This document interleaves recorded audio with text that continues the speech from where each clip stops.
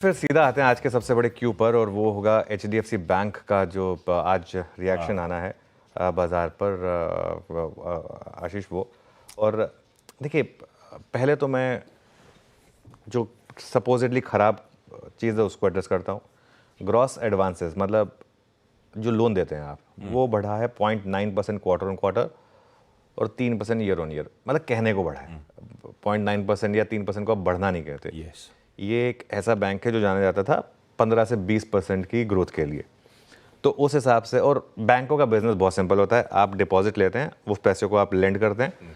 Deposit लेते हैं आप 5 या 6% पर, लेंड करते हैं आप 8 या 8.5% पर। उसके जो बीच का मार्जिन होता है उस पर आप पैसा बनाते हैं। बस ये है मेन चीज़।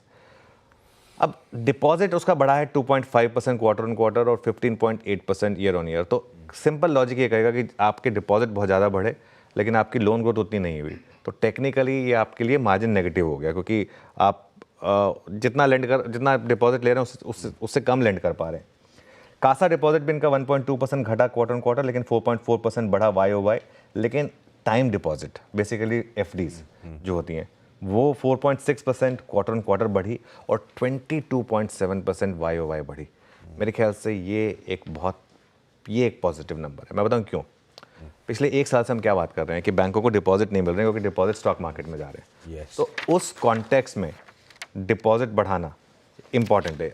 हालांकि एक चीज़ मैं कहूँगा, आज मैं सुबह ब्रोकरेज नोट्स पढ़ रहा था और ओपिनियन पढ़ रहा था। इसमें बहुत कुछ डिपेंड करेगा आपके पास एचडीएफसी बैंक का स्टॉक है या नहीं है। आप उस नोट को ज़्यादा फॉरवर्ड करोगे जो आपको लग रहा है कि अगर आपके पास है तो आप उसको फॉरवर्ड करोगे, आपके पास नहीं है, अगर आप अवॉइड करते हैं तो आप नेगेटिव वाली चीज़ पर फोकस करेंगे। लेकिन एक चीज़ मैं ज़रूर कहूँगा, फिर भी इंडस्ट्री की 12% की डिपॉजिट ग्रोथ के मुकाबले एचडीएफसी बैंक ने 16% डिपॉजिट हासिल किए। ये एक बहुत ही स्ट्रॉन्ग चीज़ है। और देखिए, एचडीएफसी बैंक जैसा बैंक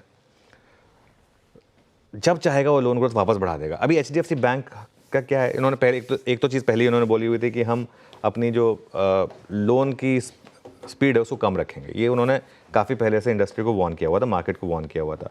लेकिन इस मार्केट में इस तरीके का डिपॉजिट हासिल करना, मेरे ख्याल से यहाँ पर मैं इनको पॉजिटिव मार्क्स देना चाहूँगा। काफ़ी टाइम से एचडीएफसी बैंक ने एक पहले भी जब वो स्मॉल इंडस्ट्रीज़ का उनका सबका स्लो डाउन आया था एसएमई का, तब उन्होंने उस बुक को वैसे ही काफ़ी कम कर रखा था।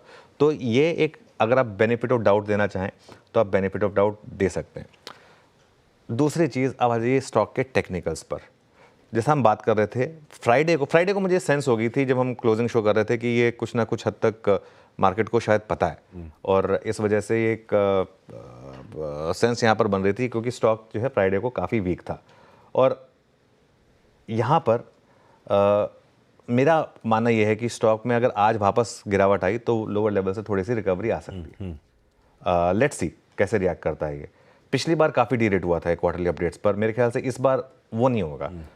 और एक चीज़, इसका ना एक बार आप 6 महीने का और 1 साल का चार्ट और लेकर आइए एचडीएफसी बैंक का। पिछले 6 महीने से, पिछले 1 साल से ये स्टॉक जो है ना, लगातार हायर हाइज और लोज, मतलब गिरता है स्टॉक, ब्रूटली गिरता है, लेकिन उसके बाद रिकवरी आकर प्रीवियस हाई से ऊपर आता है।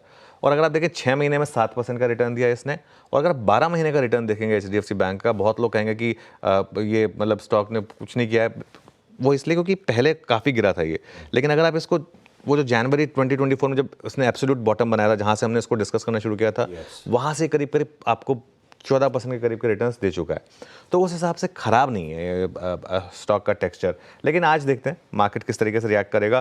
जैसा मैं कह रहा हूँ, क्योंकि पोजीशनिंग वीक है, उस वजह से क्या लोअर लेवल से रिकवरी आ जाए, ये पॉसिबल है। लेकिन एक बहुत बड़ा फैक्टर रहता है इसमें, एफआईएस क्या करेंगे, उसके ऊपर भी काफ़ी कुछ डिपेंड करेगा। चलिए,